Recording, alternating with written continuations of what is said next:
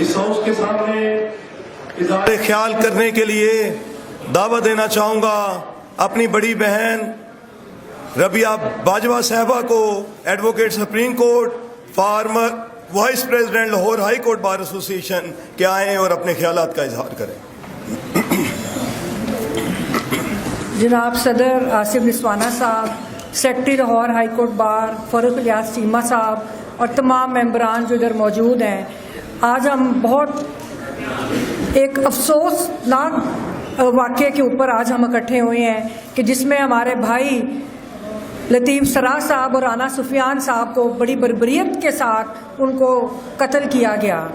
اور یہ وہ لوگ تھے کہ جنہوں نے ہمیشہ پاکستان کے اندر آئین اور قانون کی جو جدوجہد تھی، اس نظام کو بہتر کرنے کی جو جدوجہد تھی، ان عدالتوں کو آزاد کرانے کی جدوجہد تھی، اس میں انہوں نے اپنا کردار ادا کیا۔ اور 2007 کی جو وکلا کی تحریک تھی، اس تحریک میں ان کا ایک بڑا رول تھا۔ اور مجھے بہت افسوس ہے کہ جس طرح کے مسائل کا وہ اظہار کرتے تھے جو لطیف سراہ صاحب تھے، لیکن ان معاملات کے اوپر اس طرح سے نہ تو قانون سے وابستہ جو ادارے ہیں انہوں نے کوئی نوٹس لیا اور نہ ہی ان کی داد رسی ہو سکی، اور ان کا واحد قصور یہ تھا کہ وہ ان مجرموں کے خلاف اپنی عدالتی کارروائی اور اپنے بھائی کے مرڈر کے خلاف کیس پرسو کر رہے تھے، لیکن عدالتیں آزاد کراتے کراتے وہ یہ بھول گئے کہ یہ مقید ججز ہیں، یہ مقید جج ہیں کہ جن کے چہروں پہ لکھا ہے کہ وہ کسی کو کیا انصاف دیں گے۔ تو میں ہائی کورٹ بار ایسوسی ایشن سے یہ مطالبہ کروں گی کہ جس طرح آج ہمارے بھائیوں کا مرڈر ہوا، اور اس میں اس سے سب سے بڑی ذمہ داری اس حکومت وقت کی ہے، اور اس سے بھی بڑی ذمہ داری ان لوگوں کی ہے کہ جو کالا کوٹ پہنتے ہیں اور وہ ایوانوں میں موجود ہیں۔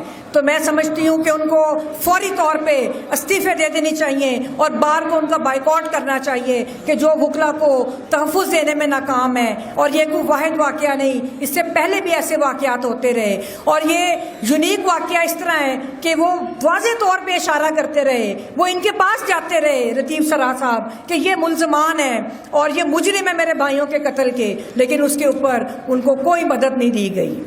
اور دوسری بات یہ ہے کہ لاہور ہائی کورٹ بار ایسوسی ایشن سے میں یہ کہوں گی کہ آپ ایک اس طرح کا نظام وضع کریں کہ جو وکلا صاحبان کے ساتھ اس طرح کی بربریت ہوتی ہے کہ اس میں پوری طرح سے ان کو لیگل پروٹیکشن دی جائے، اور ان کی جو فیملیز ہیں وہ کسی صورت اپنے آپ کو تنہا فیل نہ کریں۔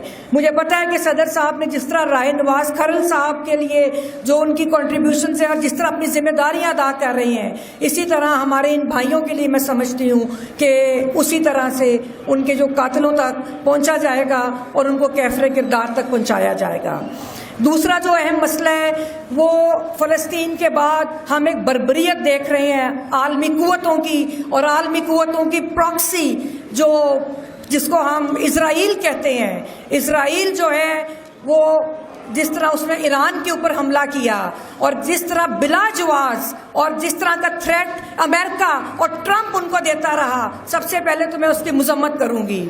اور دوسری بات میں یہ سمجھتی ہوں کہ جس طرح بھی پہلے ذکر ہوا، بالکل اسلامی ممالک کی بھی ذمہ داری ہے اور ہر اس ملک کی ذمہ داری ہے جو انسانیت پہ یقین رکھتا ہے کہ وہ ایران کے ساتھ کھڑا ہو۔ یہ صرف ایک مذہب کا مسئلہ نہیں، یہ انسانیت کا مسئلہ ہے۔ جس طرح کا جینوسائیڈ فلسطین کے اندر کیا گیا، وہ آج کے دور کی، آج جب ہم کہتے ہیں کہ انسان بہت ترقی یافتہ ہے، ترقی یافتہ سائنس میں ترقی کرنے سے آپ نہیں ہوتے۔ جب تک آپ کی ویلیوز نہیں ہے، جب تک آپ کے اندر انسانیت نہیں ہے، آپ مہذب دنیا اور مہذب ملک کے لانے کے لائق نہیں ہے، چاہے امریکہ ہو، چاہے برطانیہ ہو، یا کوئی بھی ایسی قوت ہو جو اسرائیل کے ساتھ کھڑی ہے۔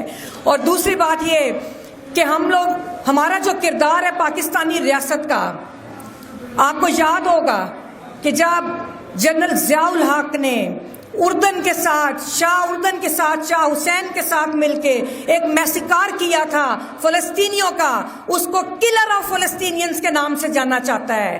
اسی طرح جنرل جائیہ نے جو بنگال میں کیا تھا، اس کو اس کو کس نام سے یاد کیا جاتا ہے؟ بچر آف بنگال کے نام سے. یہ ہمارے جرنیلوں کا کردار رہا ہے تاریخ کے اندر. لیکن اب میں توقع کرتی ہوں کہ پاکستان کی جو ریاست ہے وہ اپنی ذمہ داریوں کو محسوس کرے, کیونکہ بہت سارے خطرات پاکستان کو بھی ہیں. ابھی آپ نے دیکھا کہ جس طرح سرجیکل سٹرائکس کے ذریعے, جس کو یہ جنگ کہتے ہیں, وہ بنیادی طور پہ سرجیکل سٹرائکس تھی. جنگ تو ہوا جو ایران جس کو سامنا کر رہا ہے, جنگ تو ہوا جو فلسطین میں تھی.